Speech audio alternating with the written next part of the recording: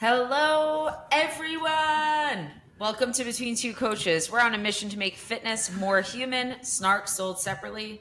As always, I'm Coach Amanda, and I'm joined by my co-host, the man, the myth, the legend. You're the only one here. It's you. It's me. I'm the myth. It's Coach Nick, and we are so excited for you to be joining us. We have such a great episode today. We're going to talk about things that we've changed our minds on about as coaches. Like we've changed our mind, and we're going to talk about it. We're going to give out some listener love, answer some questions, and of course, air a grievance that just happened recently that we're grieving about. But before all that, Amanda, we are going to meet for the second time ever this weekend. I After know. last week, we were like, oh, we've only met once. It's going to be twice. Guys, do you see how quickly this is escalating? We're going to meet again, and it'll be in NYC again. We're gonna do a group run, and we're going to make lots of content. I've already sent out tons of ideas that everyone is super excited about, and there'll be some running probably. It's unclear. Was everyone on that group chat for the content that Nick wants us to make? Yeah, I'm here for it. I'm looking forward to hanging out with my people.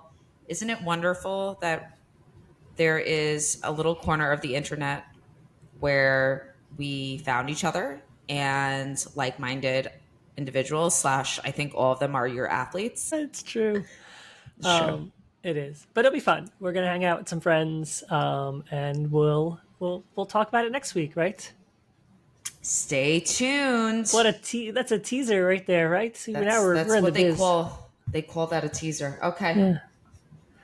All right, very good. So what do we gotta give our listener love.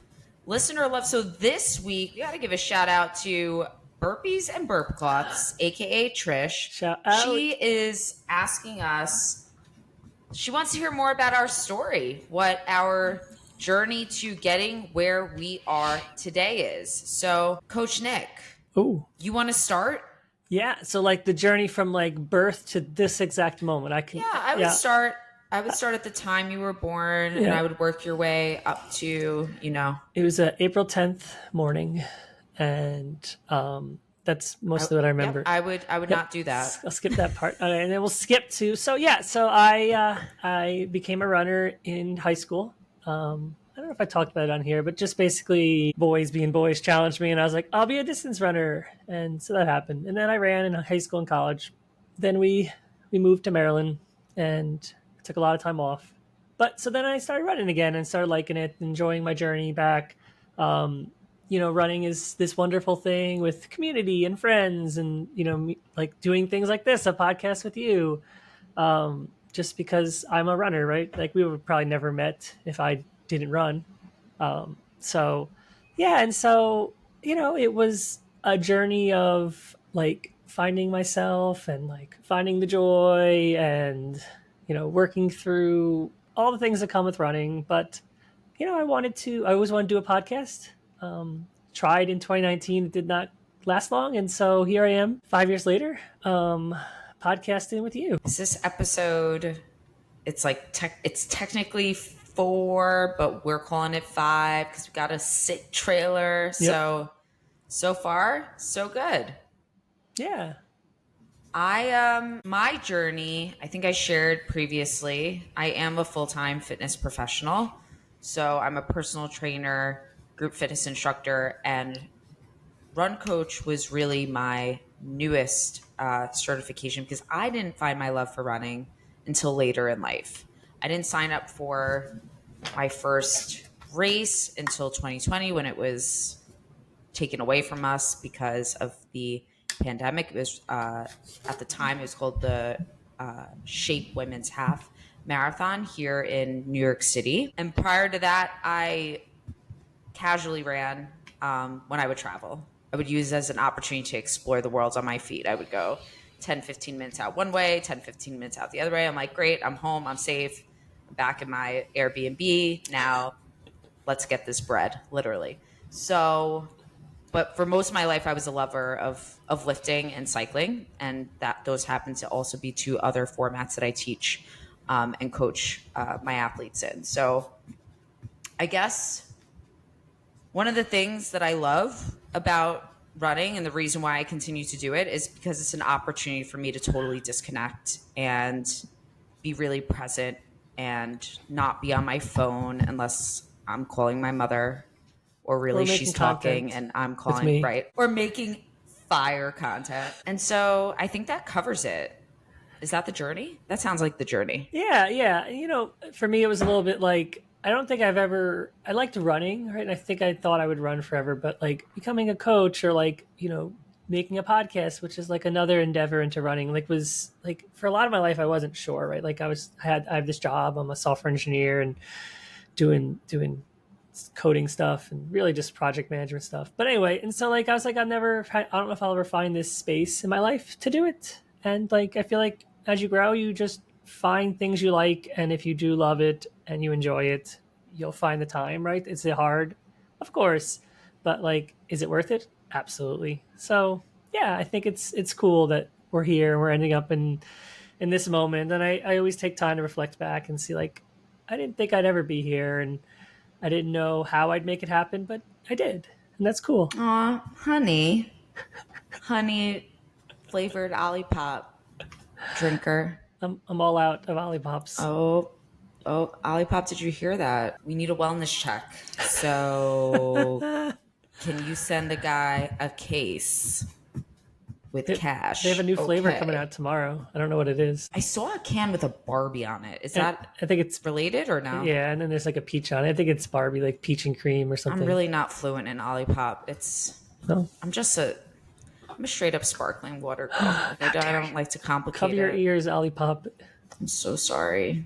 Just want to be honest with you. Okay. All All right. right. I think that we got to talk about the goof ass in the room. And the goof ass in question is a 20-something-year-old influencer who advertised that she bandited a sold-out race, ran a minute per mile pace on no training, but the fuel of her, for those not watching, quote unquote trauma. What else does she do? She's She goes fearless. on. She's fearless.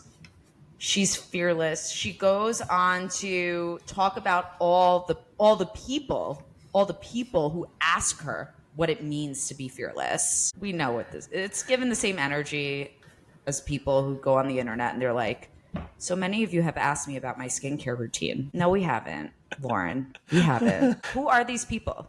Are they in the room with us right now? I don't think so. So it's like, and then when she's called out on breaking the rules, she says, I think she says, next time I'll look up the rules. Yeah. Is she okay? She needs a book to tell her not to steal? We took care of that in the Old Testament, okay? That's immediately lost me. As soon as she started speaking and I watched her content, immediately lost me. Yep. Does everyone know what we're talking about? Did I just go into that like really hot or medium hot? You went in really hot, but I think it's cool. Nick, are you going to give context? I can get some context. So there's a race in New York City called New York City Runs, right? And it's the organization that puts NYC Runs puts on a Brooklyn half, Yes. not to be confused with the other Brooklyn half put on by NYRR. Yep. That Different one races. is coming up in May. There's a whole thing that There's a whole, yeah, got that. there's a whole thing on that. So anyway, Who owns Brooklyn, et cetera, et cetera. So anyway, I was scrolling on the X, I guess we call it. I don't know why I should stop, but I was on it and I saw this post of like someone being like, "Oh, I ran this race, and I didn't train, and I just ran a 1:43. I just woke up and decided to run this race, and asked the security guy where the start line was, and they told me, and I just ran." And I was like, "This is not going to end well."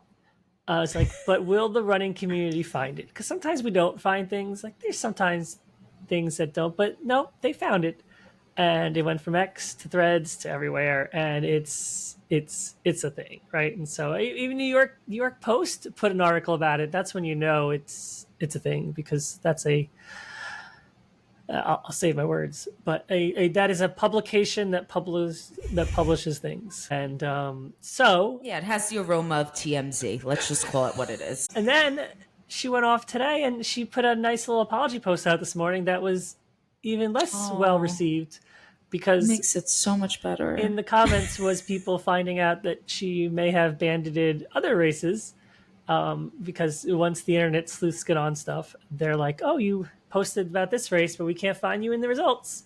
So yeah, so it's just been a whirlwind of fun. And I think so there's this, right? And this whole thing is just an aura of I don't don't like just so many off-putting things in this from her about this entire thing. But there's this other side of it too, which is like banditing, right?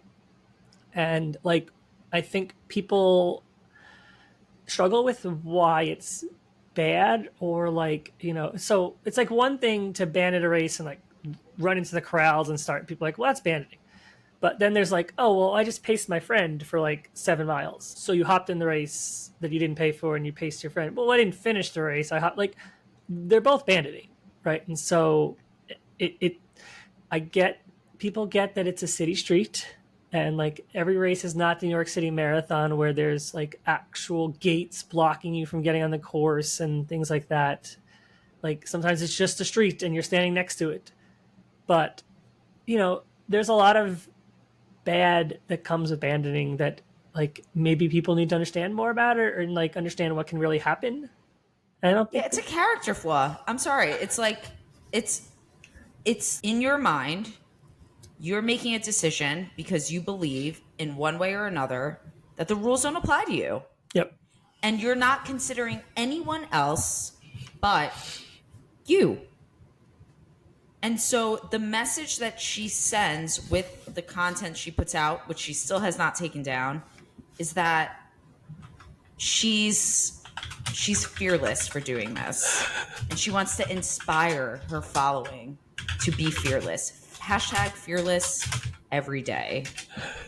Hashtag you're a clown. Yeah, but like there's this other part, right, where it's like, we talk about, how there, of course, when a race is sold out, it's sold out, right? And there's a reason it's sold out. Races would love to have unlimited entries.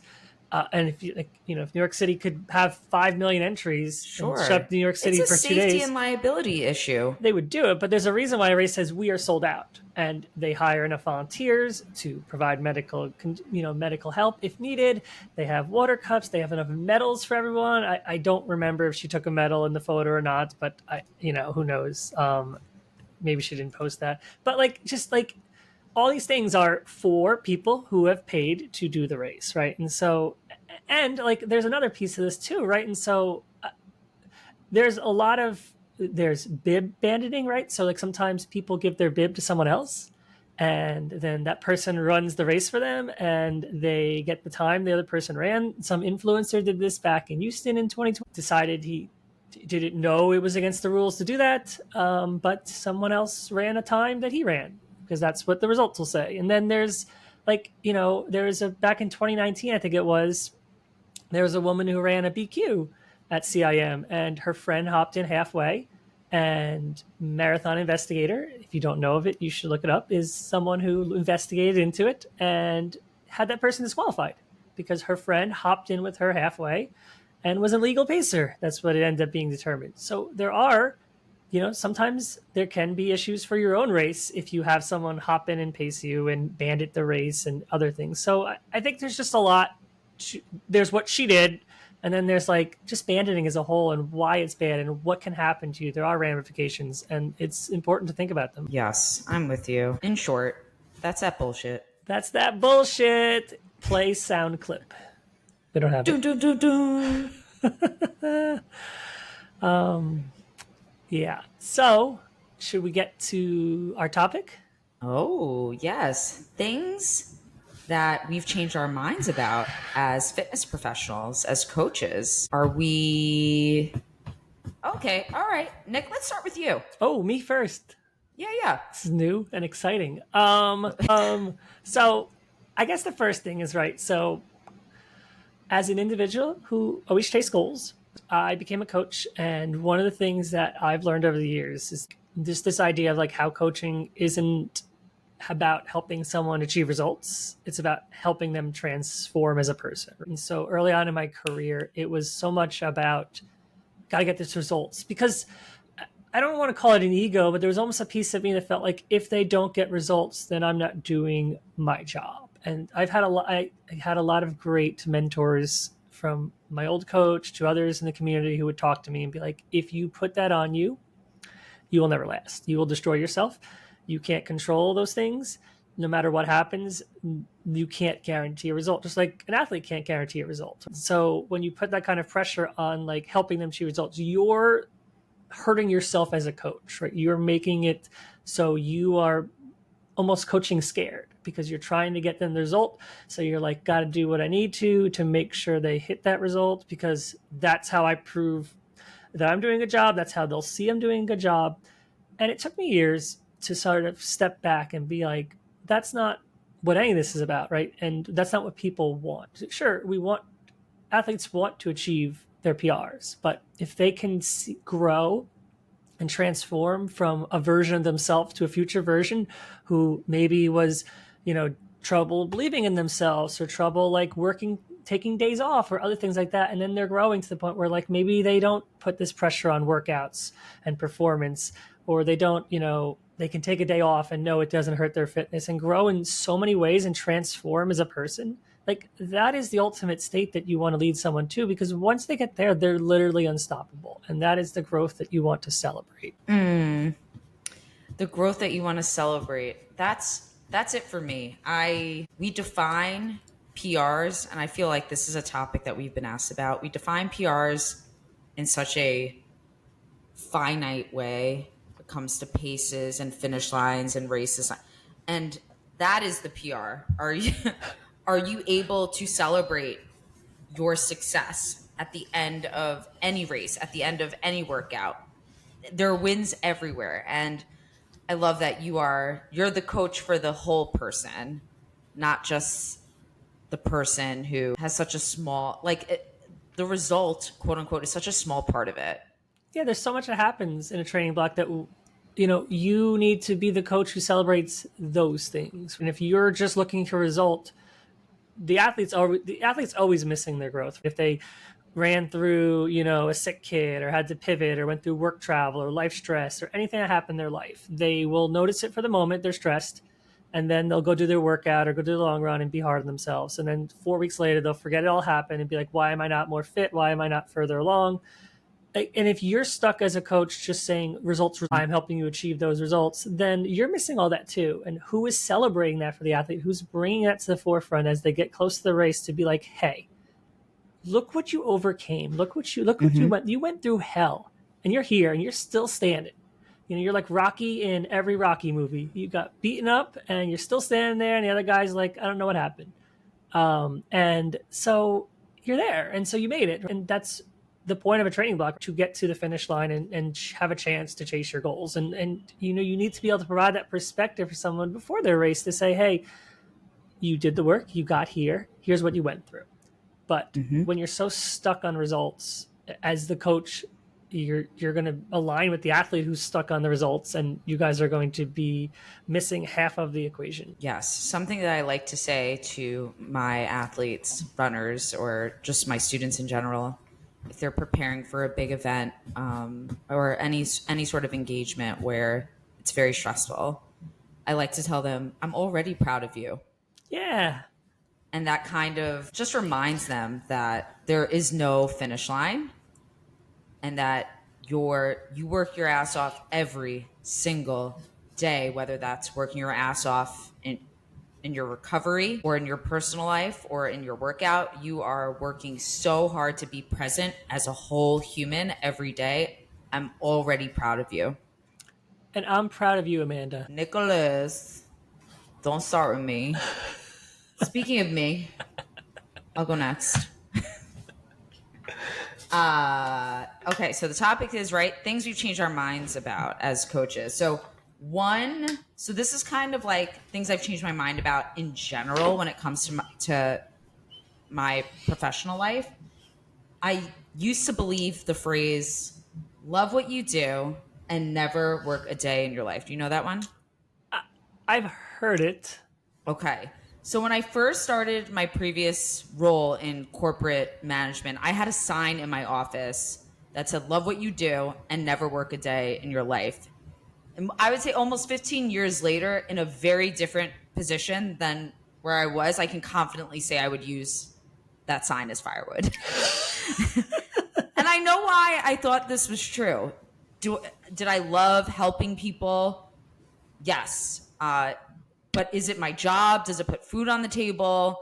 Does it require a ton of time and energy and commitment to supporting other people? Also, yes. So when I first started instructing full time, I saw everything from 4:30 a.m. alarms and was riding the subway home after 10 p.m. and doing it all again 7 days a week for several months. And this is very common for a lot of fitness professionals, especially those who are first starting out. There's a phrase in our industry that goes, if you don't teach, you don't eat. And that was not an option for me. She stayed hungry. So, but you know, I was burning myself out physically and mentally. And I also have like my vocal health was at risk. I started to sound like somebody named Claire, whose vocal fry was deep fried. It was not good. It was not a good look for me.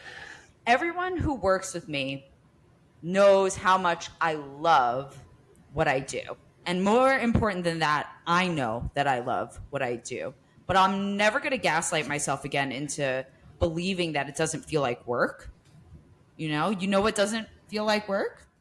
Not Not working. working. Yeah. Oh, jinx. Yeah. No, you're dead on. And I think I think it's a phrase people use to just justify always working, right? Like, oh, I work 7 days a week, and I work the husband, the father is in the office, the stereotypical works 12 hours to 13 hours a day and never home. Well, I just love my job. Sure.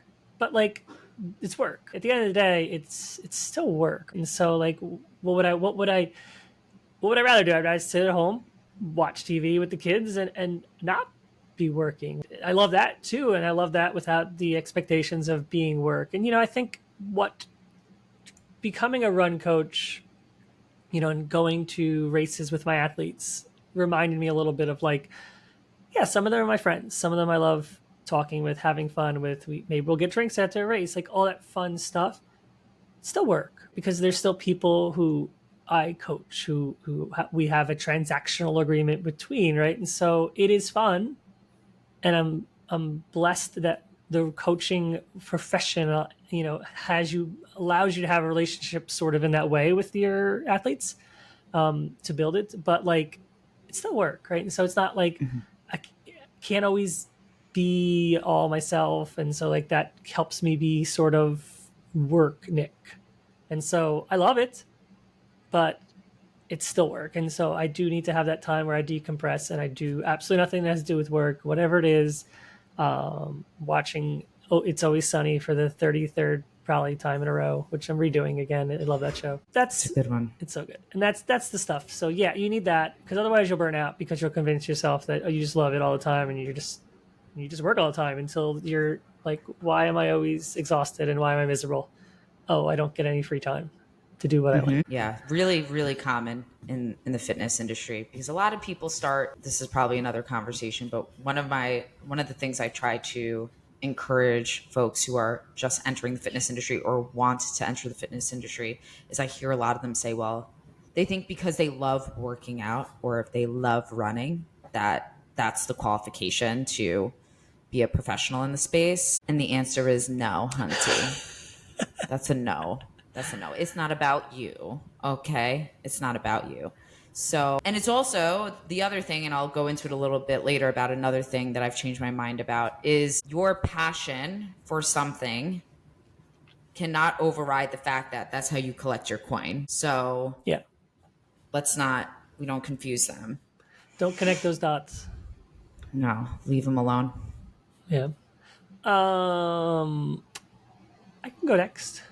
So one of the things I changed a lot in my mind is sort of the investment back in your athletes, right? So, your athletes invest in you with their goals and their time and their money. And I think there has been, and there's still a lot of coaches who won't change, but for many years, coaching was this tiered system. The coach is on top, so you can't see, but my hand's higher than my other hand, which is where the athlete is, lower. And so it was this system where the coach is in charge. The coach, tells you what to do and you listen. You don't disappoint the coach. And like that was like how this dynamic worked, right? And so I'll take away from high school and college where that sort of has to be the case because it's different. But like even as adults, like who I always say this, like no one wants me yelling at someone that they didn't do their workout. Like who wants that in their life as an adult? We already have so many people yelling at us. Like, do we need their coach to yell at you for not performing? And so like I learned early on to change, as I got a little further along. I learned that like this investment back is so important, especially for one-on-one athletes. They want to feel invested back. They want you to know what's going on in their lives. Like, I say I can't fix all my athletes. Like, I know what's going on in most of my athletes' lives. I know their problems, but I can't fix them because I can't fix my own. But I can help them like adjust their plan and work through the moments. And so, it's important to me to like give that back because that's what people want. It's 2024. They want their coach involved. They want their coach rooting for them in all aspects of their life. They want their coach to sort of know what's going on. Because how do you coach as, you're not with someone, so how do you even coach them without that knowledge? Like you're in a vacuum. You're like, is your stress high? Is something going on in your life? I think those people genuinely believe that they're God Yeah.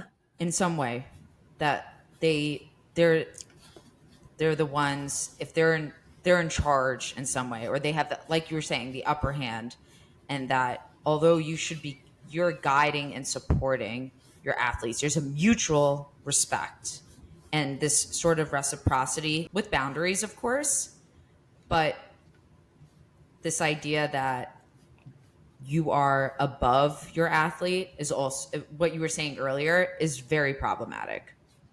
Yeah, I think it's generational too. Like I feel like coaches who've done this a while, like they're the they're the knowledgeable ones. They know the stuff. So why question me? Like if an athlete asks me why we're doing something, I'm like, here, I'll tell you why we're doing it.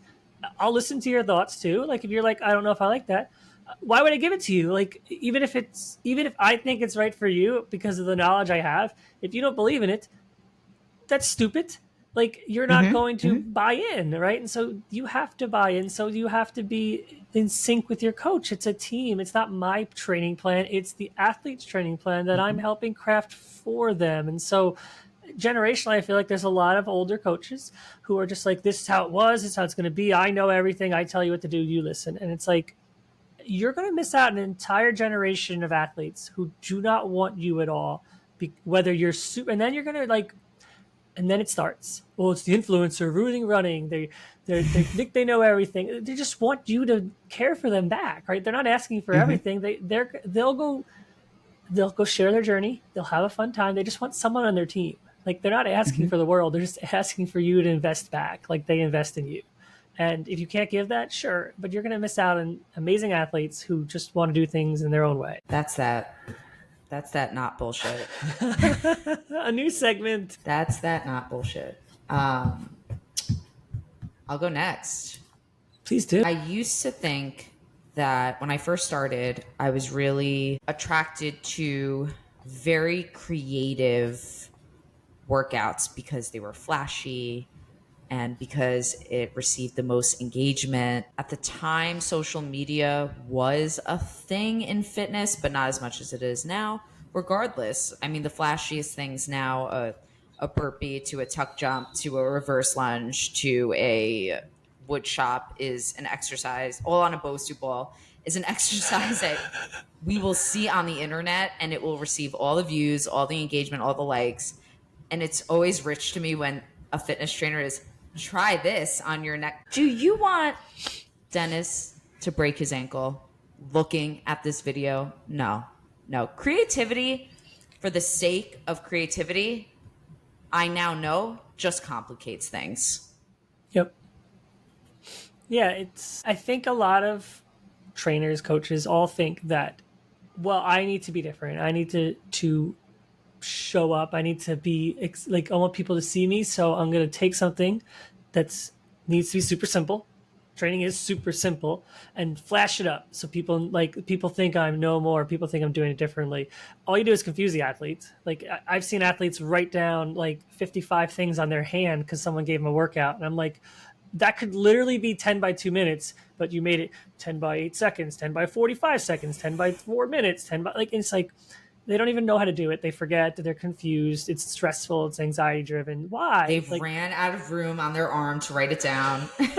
and it's like, you're just making things complicated. Anytime you see a coach or fitness professional purposely making things more complicated, need to be run away, right? Like run as fast as you can somewhere else because Are you going to give them the exact splits to run or just it's like you don't anyone trying to make something harder is either trying to prove their intelligence or like make you feel like you can't do this without them, right? It's that also like, oh well, I know the secret sauce. Let me whisper this. There is no secret sauce. I hope that comes up on the mic, but there is no. It's not secret. Training is no. training. Like people have been doing this for 60 years. Yes, there is like ways to train in a things together over a block. There's the ways to adjust and listen to your athletes, but those are things coaches are doing. Like we don't. It's like we're sitting in a room crafting out your entire training plan for the next 6 months, and we're like, this is how you run or you achieve your greatest goals. And then we're like, you can't miss anything on here. Like the second I write something down, it changes because life happens. And so That's right. people making things more complicated than they need to, no bueno. No bueno? No bueno. I got it. Nilda would approve. That's my mother, in case you missed it. I need you to squat, hinge, lunge, push, press, rotate, carry. That's that on that. That's what I need you to do. You know what else I need you to do? I need you to do it for as long as you can and keep you as resistant to injury as possible. That's what I need from you. And I think ultimately that's what other people want out of their training. They want to feel strong, they want to feel confident, and they don't want to get hurt. So let's keep the people well. We don't need them on a Bosu ball doing a pistol squat. We need them to be on the floor. Let's get them on the floor. Agreed. Yeah. I like that one.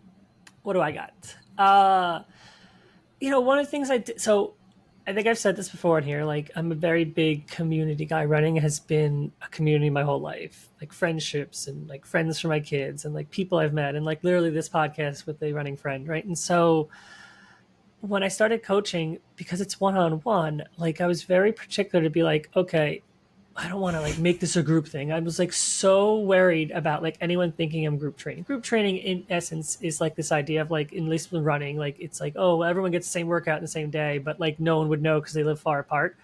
So like whether they're training for different races or even the same race, like no one like you might give athletes the same workout over the training block, but if they're constantly getting it on the same day, you're group training them and you're not making it individualized. But I was so worried that it would come across as group training that I sort of, the thing I love the most, this community I didn't create. Right. And so it took me like two and a half years to be like, hey athletes, why don't we like start knowing each other? Like I had a lot of local athletes here. And so I started connecting them and they would come on runs. We know two people, Vicky and Emily. They were my athletes. Like I introduced them on a run. They hit it off. They became best friends. Now they started a podcast together, all because like I sort of like said, hey, you guys are a similar pace. Why don't you go on a run?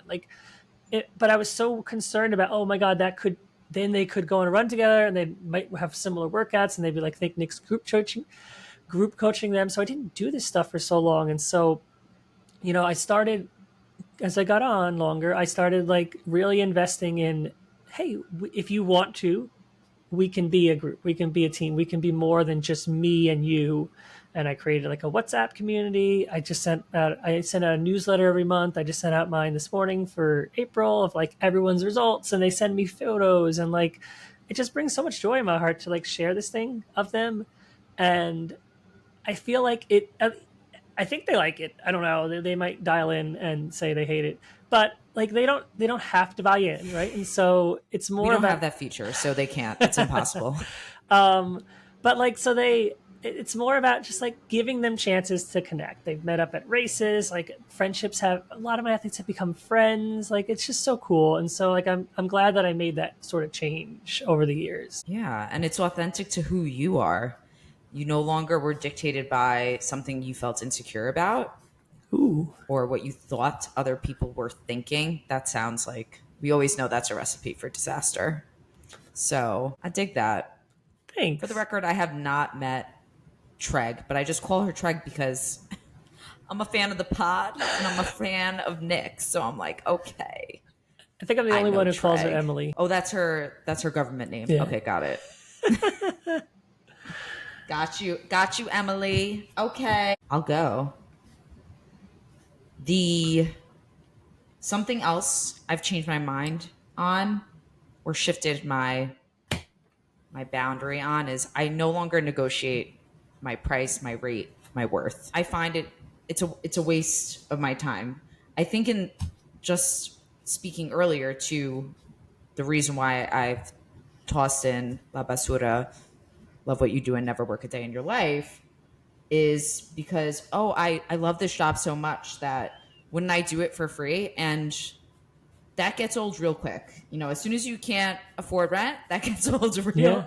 That gets old real quick. There was a time I think during the pandemic where I was unclear about my financial security because I was freshly unemployed from being a group fitness instructor at the time solely for Equinox, and I feared that no one would pay for my virtual offerings because I was teaching classes on Instagram. So I left it open ended. I left it donation based. So this is like 4 years ago. And then after several weeks, I was like, wait, I'm not a 50. I'm Girl. not going to entertain being nickel and dimed anymore. And that trickled into different areas of my life. And I'm pretty firm on those boundaries now. I won't entertain a conversation that says, well, what if I paid you X? No, sorry, Kara. There's somebody else who is willing to pay for my value as a coach. And it's not me being unreasonable. It's knowing my experience, knowing my market, knowing what I can offer, knowing what I deliver, and knowing how I continue to grow as a professional. And all of those things get baked into the price. Not to mention, as we know as coaches, it's all the pre-planning too that is required for us to support the whole human, not just a cookie cutter training program. Yeah. You got to know your worth, right? And so it's every other industry is literally like that. I mean, Apple puts out a product and they're like at $800 and everyone's like, "Oh, it's definitely worth it because Apple said so."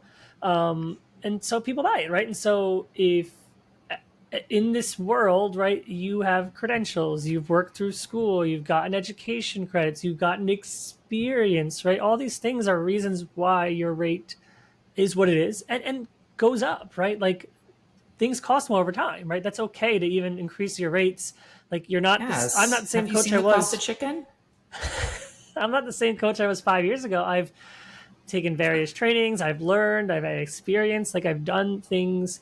I've increased the things I provide to my athletes. Like those things are my time, right? And so, it's not negotiating a price is a important boundary for coaches to have, just like having a time boundary, like having when you will communicate with your athletes and when you won't, and being okay with saying,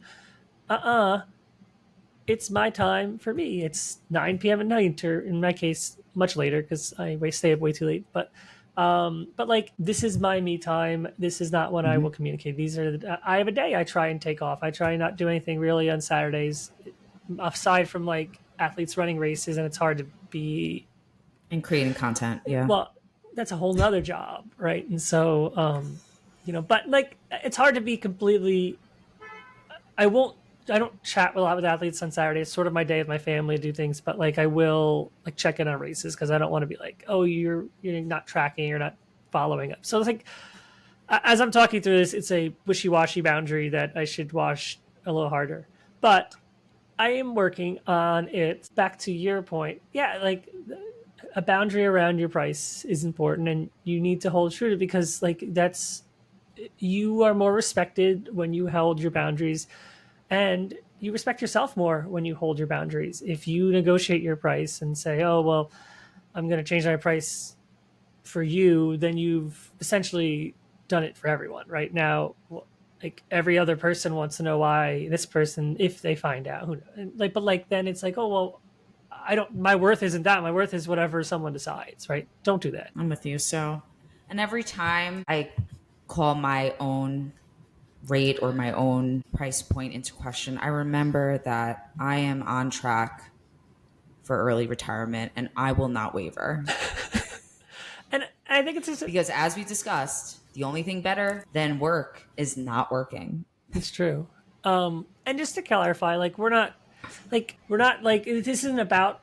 It's a business, so it is about money, but it's also not like we're it's both. Like we're trying to help you achieve your goals and we're trying to be on your team, but like that has a cost that's determined by our experience and the market and everything else. And so if you want someone on your team, like this is what we provide, right? But these are our rates, right? And that's okay. There's plenty of people out there who will do it. And For every price point. yeah, and if someone wants to do it for free for you, just for keep in mind, like you get what you pay for. Like if people are doing it and you're paying them, there is that investment from both people, right? You're invested in yourself and your goals that you want to pay someone who's qualified and professional to do that for you. And if that person isn't living up to the expectations, shame on them for not doing what they said they were going to do. The coach and, the athlete has that ability to say, this isn't for me. Great way to put a bow on the thing I changed my mind on. Did we Did we do it? do it? We done did it.